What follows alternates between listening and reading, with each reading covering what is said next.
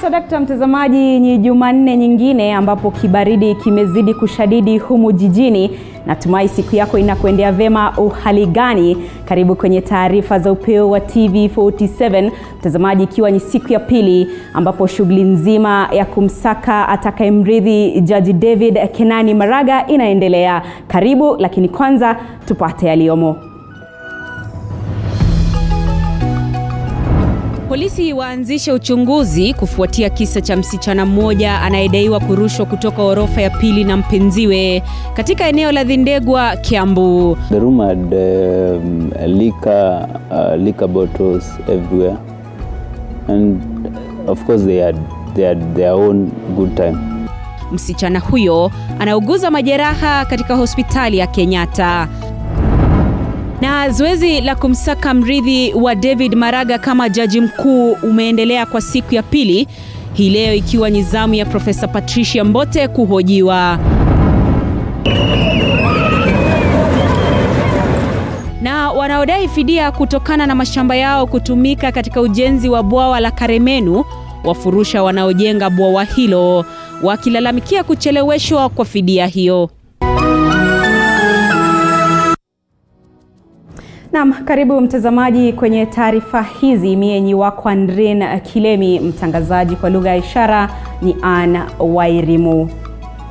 Tume ya huduma za mahakama leo imemhoji Profesa Patricia Karime Mbote katika zoezi la kumsaka jaji wa mahakama kuu. Hii ilikuwa siku ya pili ya zoezi hili, msomi huyu wa sheria akishinikizwa kujitetea kuwa ndiye bora kuchukua nafasi hiyo. Joshua Nsare anatufungulia jamvi la upeo.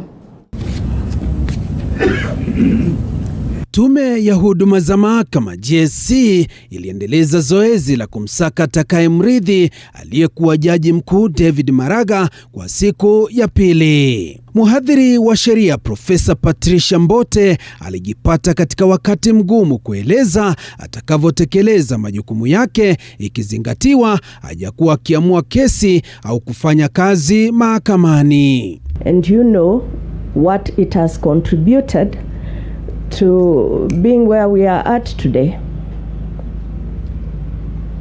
I would be lying if I said I know exactly your management culture, because if you're not wearing the shoes, it is difficult to know how the culture works. I can only talk about it as an outsider. Patricia alieleza kuwa ujuzi wa kazi ya jaji mkuu ataupata akiendelea kuhudumu iwapo atateuliwa kuongoza mahakama.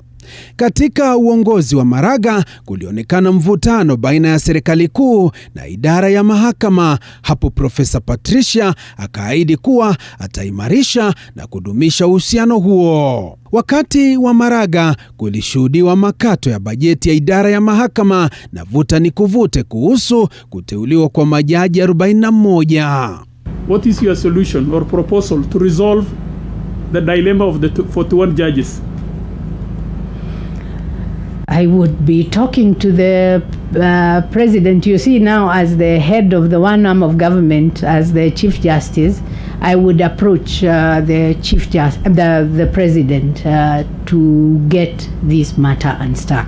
Profesa huyo wa sheria alionekana kuilaumu serikali kwa kukiuka maagizo ya mahakama, akisema hilo atahakikisha limenyooka na kutekelezwa kikamilifu. So I would actually talk to the different arms of government about all of us working in concert to ensure that the rule of law is abided by everybody, because failure to abide by the rule of law doesn't hurt just one institution, it hurts the whole country. Hata hivyo, Profesa Patricia alijipata na wakati mgumu kujitetea baada ya mawasilisho kutoka kwa umma, akishutumiwa kutumia mswada wa mwenzake kupata ufadhili kutoka shirika moja la kimataifa. It did involve Professor Migai, and there was going to be an output to that work, which was going to be a book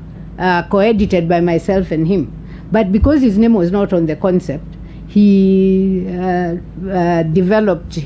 didn't want to work on it, and we gave the money back for the book. Do you think it was an omission, and are you acknowledging that? Because I would like to know whether you are acknowledging that there was maybe an oversight. I was using the Ford Foundation template for converting. I mean, and you know, the concept was just what is the idea. Kesho itakuwa zamu ya jaji wa mahakama ya rufaa Martha Koome kuhojiwa na makamishna wa tume hiyo ya GSC. Joash Onsare, TV47, Nairobi. Mtazamaji, kwingineko, maafisa wa polisi Kiambu wanachunguza kisa ambapo mwanamke mmoja anadaiwa kurushwa na mpenziwe kutoka ghorofa ya pili katika mojawapo ya makazi eneo la Thindigwa Jumamosi usiku. Haya yanajiri huku mshukiwa ambaye ni afisa wa KDF akiwachiliwa kwa dhamana baada ya kukamatwa Jumamosi, huku naye mhasiriwa aliyejeruhiwa vibaya akizidi kupokea matibabu katika hospitali ya kitaifa ya Kenyatta. David Mudhoka na taarifa hiyo kikamilifu. Dakika chache baada ya saa 4 usiku wa Jumamosi, wakazi katika jumba hili la kupanga la Savo waliamshwa na sauti ya kuvunjika kwa glasi iliyofuatwa ghafla na nyingine iliyoashiria kuanguka kwa mtu kutoka mojawapo ya ghorofa. Wasijue ni kuwa kwenye sakafu kavu palikuwepo na mwanamke mmoja anayedaiwa kurushwa kupitia dirisha la mojawapo ya vyumba katika ghorofa ya pili ya jengo hili. Msichana huyo anadaiwa kurushwa na mpenziwe. Hii ikiwa baada ya mshukiwa ambaye ni mpangaji katika jumba hilo na anayefahamika kwa jina la Vincent kuripotiwa kumwalika mhasiriwa kwa usiku wa burudani. The room had liquor bottles everywhere, and of course they had their own good time. Saa 2 baadaye, mwanamke huyo aliyekuwa kwenye hali mahututi alipelekwa na ambulensi katika hospitali ya kitaifa ya Kenyatta, huku mshukiwa ambaye ni mwanajeshi akitiwa ndani katika kituo cha polisi cha Kiambu. Siku 3 baadaye, mhasiriwa angali hospitalini Kenyatta baada ya kupelekwa kwenye chumba cha wagonjwa walio kwenye hali mahututi almaarufu ICU, huku uchunguzi wa kisa hicho ambacho kimeibua mjadala kwenye mitandao ya kijamii ukishika kasi. They came, secured the scene of crime, took the information, and the next day the military police also visited the place, and even yesterday they were still here. Kulingana na maafisa wa polisi ambao tayari wamemwachilia mshukiwa kwa dhamana, huenda matukio mawili yalichochea kisa hiki. Tukio la kwanza likiwa labda wapenzi hao walizozana kiasi cha mmoja kumrusha mwingine nje, au labda waliburudika kupita kiasi hadi mhasiriwa akaanguka kupitia dirisha hili. Haya yanajiri wiki chache tu baada ya mwanamke mwingine kukumbana na kisa sawa kutoka ghorofa ya 12 katika mojawapo ya majengo katikati mwa jiji la Nairobi. Eunice Wangari mwenye umri wa miaka 20 anadaiwa kurushwa na mpenziwe kutoka ghorofa ya 12 kabla ya kuanguka kwa kishindo kwenye ghorofa ya 9 baada ya wawili hao kuzozana. Huenda kilichotukia nyuma ya lango hili kikasalia kitendawili hadi pale mhasiriwa atakapopata nafuu na kueleza kinagaubaga upande wake wa yaliyomkumba hapa Jumamosi usiku. David Mudhoka, TV47, kaunti ya Kiambu. Asante sana David Mudhoka kwa kufuatilia taarifa hiyo. Mtazamaji, kutoka Kiambu tuelekee Isiolo ambapo wasiwasi umetanda katika eneo la kambi samaki kaunti ya Isiolo baada ya watu 5 kuuawa katika kile ambacho maafisa wa usalama Isiolo wametaja kama shambulio la kulipiza kisasi. Kamishna wa kaunti ya Isiolo Haman Shambi amelaumu tukio hilo kwa kukosekana kwa maelewano kati ya jamii mbili ambazo zinasemekana kuwa jamihana kwa bunduki kinyume cha sheria. Shambi alisema kuwa mikutano ya amani inayowahusisha wazee itaendelezwa ili kupunguza mvutano kati ya jamii hizo mbili. Uchunguzi unaendelea kuwasaka waliotekeleza mauaji hayo. Wakuu wa usalama katika eneo hilo wanatuhumiwa kwa ukosefu wa usalama. Ama kundi la kuchunga watu na inakaa wananchi ama moja kwa moja au kwa kunyamaza ni kama wanaunga mkono mambo kama haya. Machifu wetu wamezunguka kila mahali kuambia wananchi waweze kurudisha bunduki voluntarily kabla hatujaingia kwa njia nyingine, lakini kunavyoelekea ni kwamba hizi bunduki ni nyingi, na kama serikali hatutakubali bunduki kama hizi zikae kwa mikono haramu. Shida ikitokea hapa ni vizuri watu wa report. Ukienda Galbatula unakuta hakuna report yoyote rasmi ambayo imewekwa kule, na yet hawa watu wako ile kituo kiko karibu zaidi ni Galbatula, lakini wanaona kama hawa si watu wetu wa usalama, si askari wetu, na hapo ndio kidogo tunaanza kupata shida, kwa sababu askari wako pale kusafu mwananchi wa Kenya popote pale.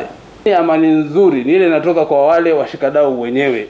Mambo ya ngoswe wakati mwingine achia ngoswe.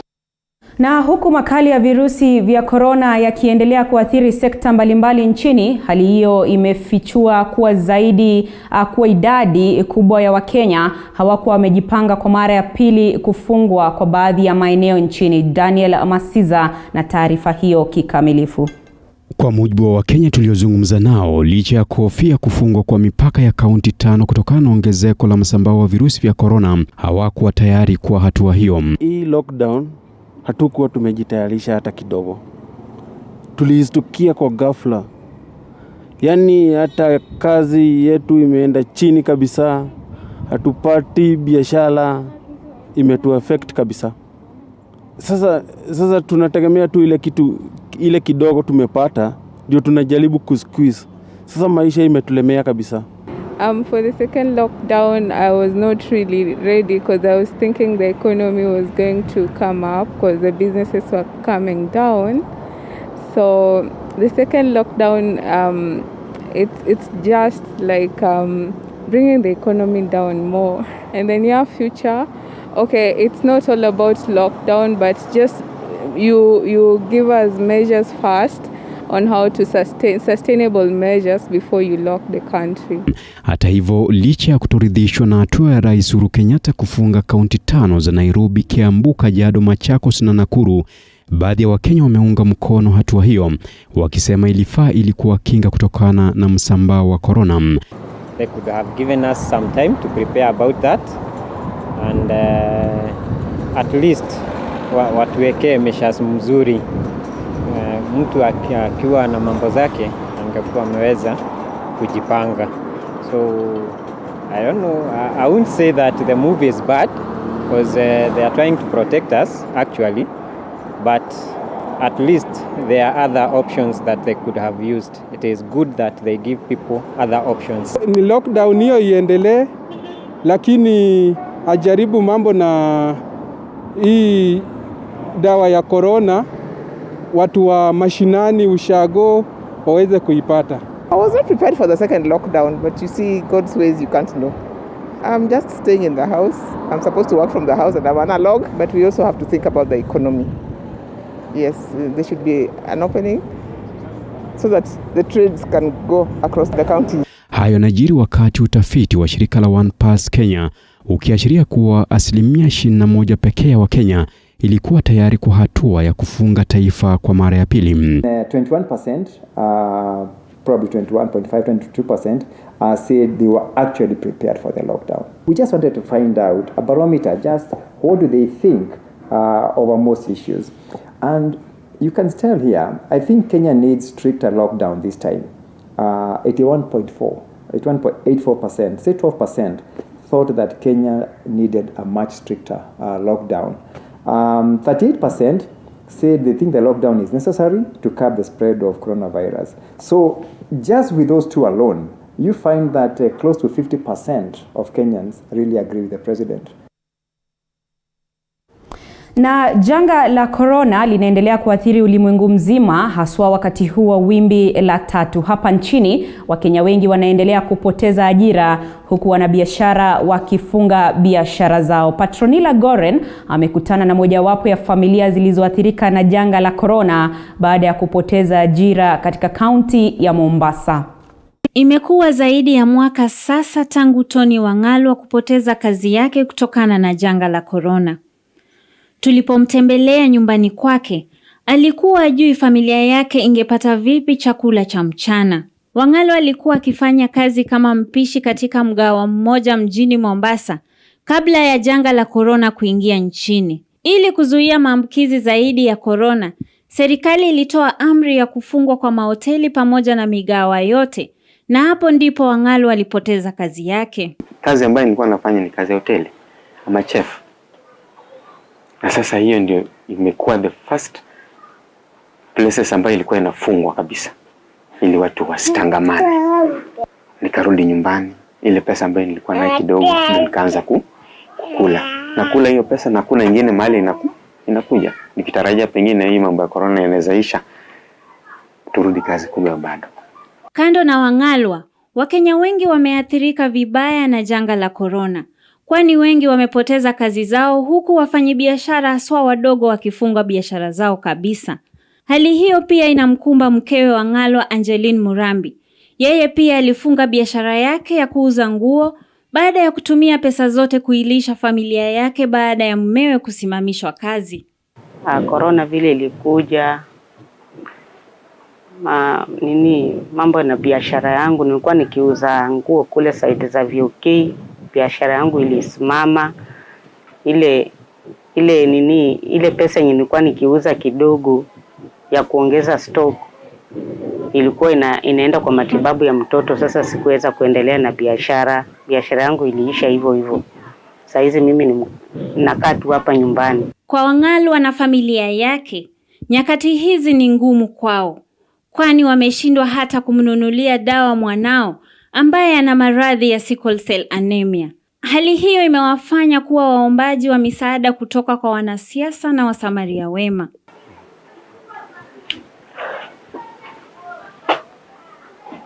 Kulingana na zile madawa ambayo mtoto anafaa kutumia each and every month, I can't make it by right now. Without job, I can't make it. Bila kazi siwezi kufanya. Sema kuna kama unataka njia nyingine ambayo mtoto asikunywe dawa ni afanyiwe bone marrow transplant. Nimetembea kwa county government, nimetembea kwa mbunge wangu Mohamed Ali, nimeenda mpaka kwa State House at least niweze kuonana na president akiwa hapa amekuja kufungua floating bridge. Nimekanyagiwa kabisa, sijamuona. Kwa Wang'alwa na Wakenya wengine ambao wako katika hali sawia, maombi yao ni kuwa wataamka siku moja na kupata virusi vya korona vikiwa vimeisha nchini. Kwa sasa wataishi kupambana na vidonda vya korona. Nikiripotia TV47 kutoka kaunti ya Mombasa, mimi ni Patronila Goren. Mtazamaji kutoka kaunti ya Mombasa, tuelekee madukani, lakini kabla ya hapo namuona Frank Konzili kwenye mtandao wa Facebook, anasema anafuatilia. Jesse Reis yuko ndani kabisa. Eunice Adhiambo, Lenity Gaki, namuona Justin Wanyamai, vile yupo Mike Kagwongo anafuatilia taarifa hizi. Mtazamaji, zidi kusema nasi kwenye 22047 kwenye mtandao wetu wa Facebook ni TV47 Kenya. Usiende mbali.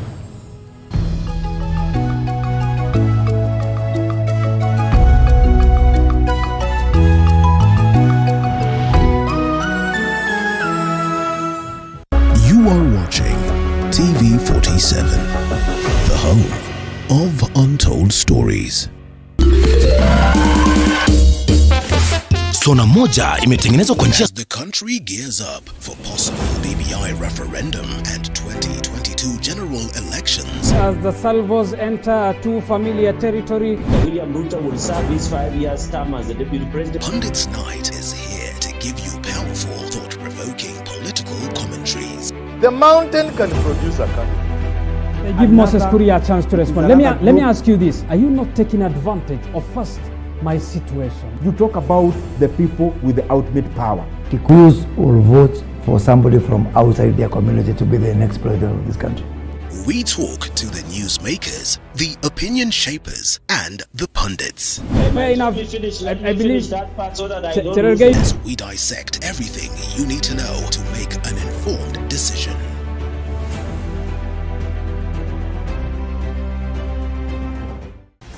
How well do you know what's happening around you? Morning Cafe with heated political debates. The position of the Prime Minister will go to a party with the most elected members. I clearly know that neither Raila nor Ruto are in the work plan on the roadmap for transition as far as the government is concerned. Informative health discussions, business, farming, Tasty Wednesday, Fitness Thursday, and Feel Good Friday with amazing DJs, celebs, and music bands. Back to the seasons of my youth. Every Monday to Friday from 6 a.m. to 9 a.m. Did you know that your business keeps our economy running? You need the skill, not the papers.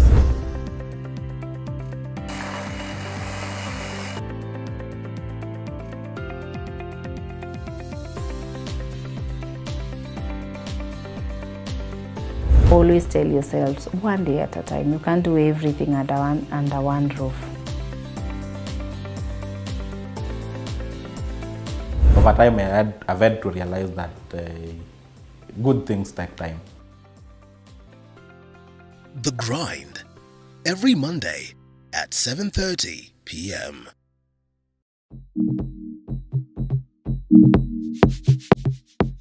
Before the markets open, farmers begin their day, each with the desire to produce the best. But how can they increase the numbers, maintain the standards, Aitoi ile garlic inafaa itoi, that standard garlic. reduce the cost, We spread our risk.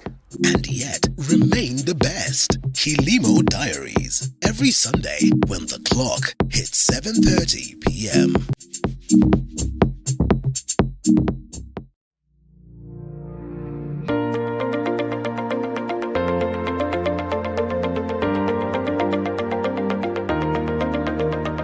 Cut, chop, mix, steam, grill, fry. Only on the Throwdown, every Sunday at 6:30 p.m. Owning a home is a keystone to wealth. And building one can be quite daunting.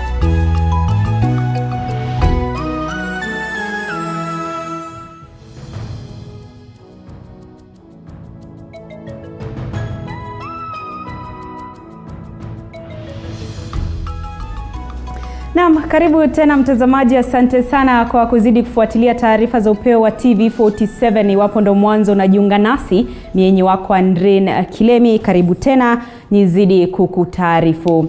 Ujenzi wa bwawa la Kariminu la shilingi bilioni 24 lililoko Gatundu Kaskazini umesitishwa baada ya wenyeji wenye ghadhabu kuvamia wafanyakazi katika bwawa hilo wakitaka kulipwa fidia ya mashamba yao. Wero Mwangi na taarifa hiyo kikamilifu. Wenyeji wa Kanyoni na Gathanje Gatundu Kaskazini wamevamia bwawa linalojengwa la Kariminu leo na kusimamisha ujenzi wa bwawa hili wakidai fidia za mashamba yao yaliyochukuliwa na mwanakandarasi ila hakuwalipa chochote. Na hii demu iko na miaka 12 tumeongea juu yake. Walikuja wakachukua masaba zetu, mbiti tukakata. Vitu yote ilikuwa masaba tulikuwa tunakula, hata madizi tulikata. Wakatwambia amenunua mashamba. Wakagazeti masaba, wakatupea makaratasi ingine wanasema ni awadi, wanasema ni cheki feki, hatupatagi pesa, tuko na miezi 6 na hiyo makaratasi kwa nyumba. Sasa tumeamua kufuga kazi kwa sababu badala ya kutulipa pesa wanakuja kuchukua masaba pale, wanapea watu 50,000 ati wachukue mchanga ya kujenga ukuta. Ukuta ni kuisha inaisha, maji tupate kwa nyumba. Na sisi tumeonelea afadhali tukufie huku wanachimba damu. Wakiamlisha madereva wa matinga haya kuondoka na kuchimba mitaro katika barabara zote za kuingia na kutoka katika bwawa hili, wenyeji hawa wanaotazamiwa kulipwa fidia ya shilingi bilioni 2.2 wameapa katu ujenzi huu hautaendelea tena bila malipo yao. Kuna ujenzi ya damu sasa imesimama kabisa na itasimama, itaendelea kusimama hata kama ni mwaka mzima mpaka kila mtu alipwe. Maafisa wa polisi wa kituo cha bwawa hili wakionekana kulemewa kudhibiti hali. Wanakandarasi na maafisa wa kampuni ya Ardhi Water walishuhudia haya yote bila uwezo. Wenyeji wakisimulia wamelemewa hata kulipa karo ya wanao baada ya mashamba yao kuchukuliwa. Hatuna kitu ya kukura, hatuna pesa ya kusomesha watoto. Bako anasema ati watoto warudi kwa shule, hatuna pesa, hatuna kitu. Sasa sisi tunasema wajenge demu tukuje tujitubukishe huko ndani tukufe. Hata hivyo, wenyeji hawa wamenyoshea kidole cha lawama viongozi wa eneo hili kwa kuwaacha bila mtetezi na kumtaka Rais Uhuru Kenyatta kuingilia kati na kutatua mzozo huu. Been called by my people. Kwa sababu wamesema viongozi wamewaachilia. Ukweli ama uongo? Ukweli. Na kwa sababu siku ya leo tumekuja so that we can demand what is rightful ours. Right here, we are not here to beg. We are just here to pass a message. The reality is, the people of Gatondo North, specifically Karemeno 2 Dam, they don't have an issue with the Chinese or anyone else. What they are demanding for their rights. Juhudi zetu za kupata majibu kutoka kwa usimamizi wa kampuni ya Athi Water ziligonga mwamba. Nikiripotia runinga ya TV47 kutoka bwawa la Karemeno 2 Gatondo Kaskazini, jina langu ni Weru Mwangi. Mtazamaji, tuelekee Bungoma ambapo jumla ya wakazi 4396 katika kaunti ya Bungoma wamepokea vipimo vya virusi vya corona, huku wananchi 760 wakithibitishwa kupatikana na virusi hivyo. Mike Kagongo na taarifa hiyo kutoka Bungoma. Kwenye kikao na wanahabari, gavana wa Ngamati amesema idadi ya maambukizi ya corona imeongezeka mwaka huu ikilinganishwa na mwaka jana, akiwataka wakazi kuzingatia masharti ya Wizara ya Afya. Tulitest watu karibu 4658. Watu wenye walipatikana wakiwa na COVID 2020 walikuwa 650. Kwa hao watu 16 walikufa, walifariki. Kaunti ya Bungoma iliratibiwa kupata jumla ya chanjo 12,000 na hadi kufikia sasa wakazi 9,000 wamepokea chanjo hiyo. Tuna mbaa 3 hapa. Sinafikiri ni mchezo tuko naye. Wengi wanafuata, lakini hizo mbaa 3 mheshimiwa gavana wakikosa kufunga saa hii kufuata hizo sheria. County government kwa sababu ndio wanapatiana license. Tukiwachika tutapeleka kotini na hiyo license itakuwa cancelled. Wananchi hata hivyo wamezitaka serikali za kitaifa na za kaunti kulegeza masharti hayo kufuatia hali ngumu ya maisha. Rais wetu ameweka lockdown, watu hawawezi toka mahali popote kaunti nyingine wakakuja hapa. So biashara asimove na sisi tunategemea kubeba mzigo. Haya, watu wameanza kusema ati chanjo. Unajua chanjo mimi siwezi kataa, lakini nyanya yangu, baba yangu, wajukuu wake hatuchai chanjo. Sasa mimi ndaanzaje kuchanjwa? Ukiwa ni wajibu wa mwananchi wa kawaida kuhakikisha kwamba wanafuata maagizo yaliyowekwa na Wizara ya Afya ili kuepukana na mtafaruku baina yao na maafisa wa polisi. Kutoka kaunti ya Bungoma nikiarifia TV47, mimi ni Mike Kagongo. Mtazamaji, tudunde viwanjani ambapo wachezaji wa vilabu vinavyoshiriki katika ligi kuu ya soka ya kinadada humu nchini